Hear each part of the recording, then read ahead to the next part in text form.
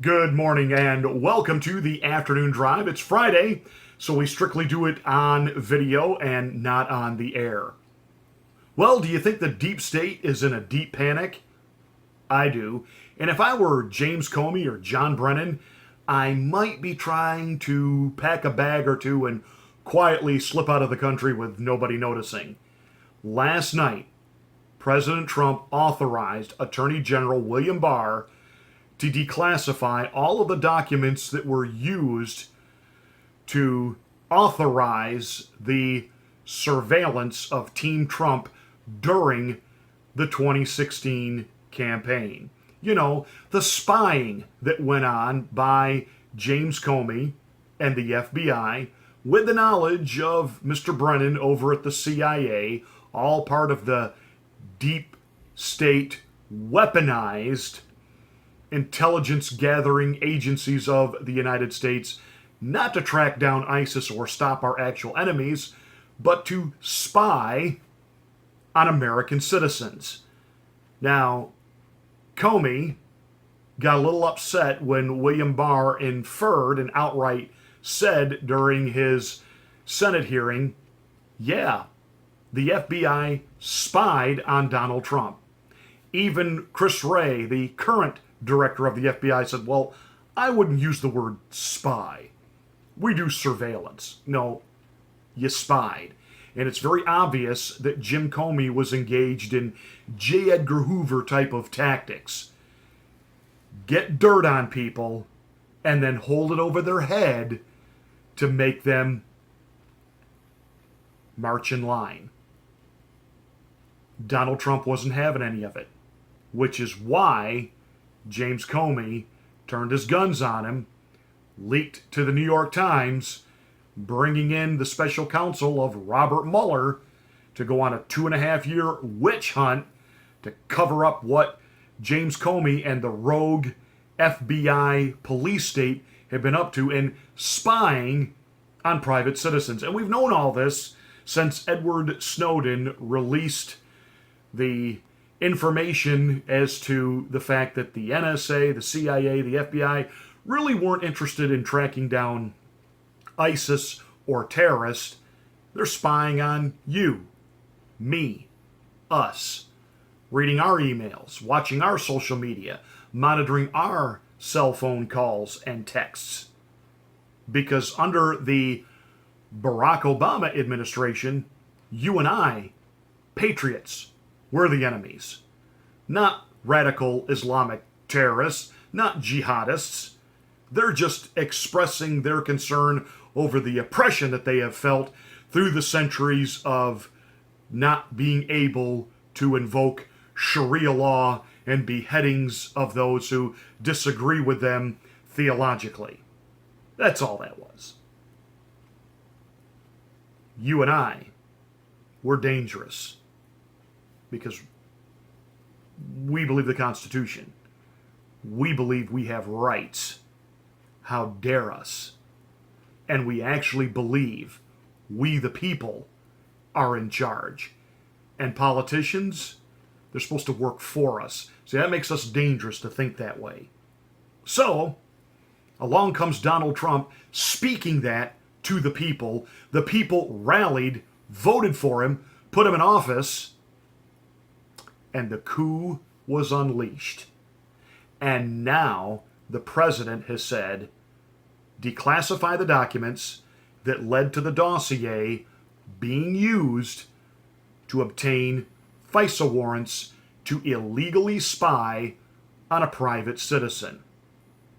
It's so funny because now you got Adam Schiff for Brains tweeting how un-American this is and this is dangerous and we have a president that's involved in a cover-up. No, the only cover-up are the lying liberals. The only cover-up is with the Democratic Party and the people that are willing to carry their water and set the narrative in the lying legacy corporate corrupt mainstream media. The Joe Scarborough scumbags and his Mika the pole dancing wife Brzezinski and the Jake Tappers and the Wolf Blitzed and the rest of the clowns over there at CNN like Don Lemonhead and then the real ilk at PMSNBC like Rachel Madcow and and what's his name, Chris O'Donnell and Chris Matthews, and just the vermin of fake news that have perpetuated this lie of collusion, and now we're perpetuating obstruction.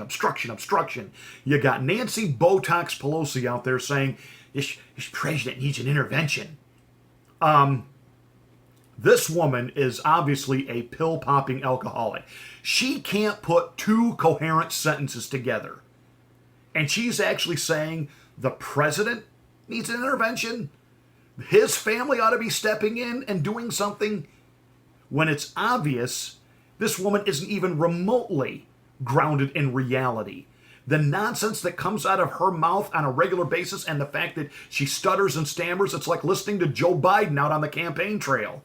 Have you watched some of his speeches on YouTube? They're sadly pathetic. That's why the lying legacy media doesn't cover any of his events live. You get selected soundbite clips where, number one, they try to make it appear that he's got a big throng of people there. He's got people standing behind him. They never show you what's out in front of him. He's drawing hundreds. Trump draws thousands. And he slurs his words. He mumbles. He's not focused in his thought train. And the one that's really derailed on the thought train is Nancy Botox Pelosi.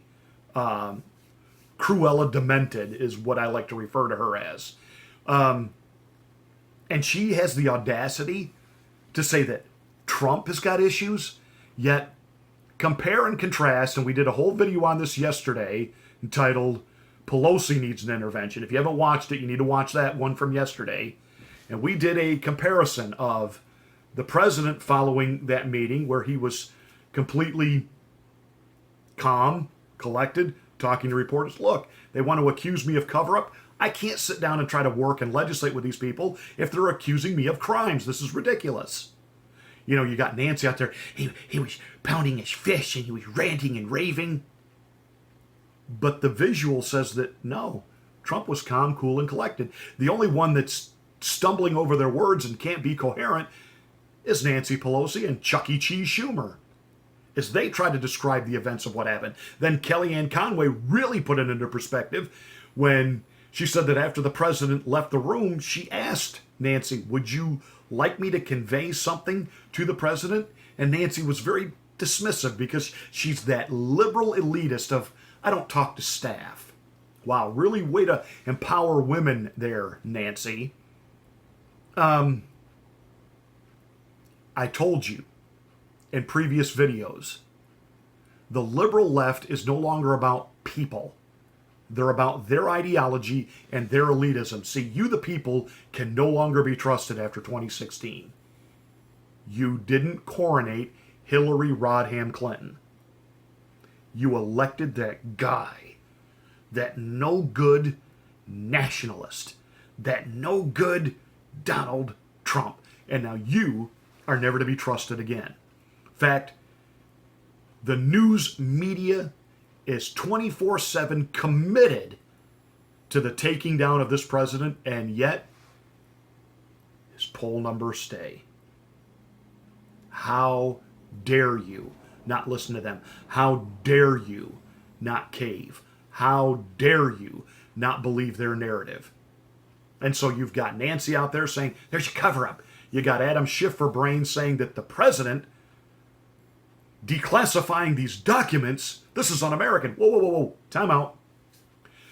Haven't we been hearing that the couple of paragraphs within the Mueller report that have been redacted over security issues, not revealing sources, not revealing methods, why the Democrats have been screaming, that all needs to be declassified so the American people can truly know what's going on? Even though they, the Democrats, have access to a full unredacted version. CNN doesn't tell you that, do they? Chris Cuomo doesn't tell you that, does he? Don Lemonhead doesn't tell you that, does he? Humpty Dumpty Brian Stelter doesn't tell you that, does he? Jim Acosta, who, by the way, I understand his children are filing for divorce, and they're trying to have blood transfusions as we speak to remove as much DNA from their bodies as possible. Disclaimer, that's not really happening. That's me using hyperbole and sarcasm. We don't want YouTube to label this video as fake.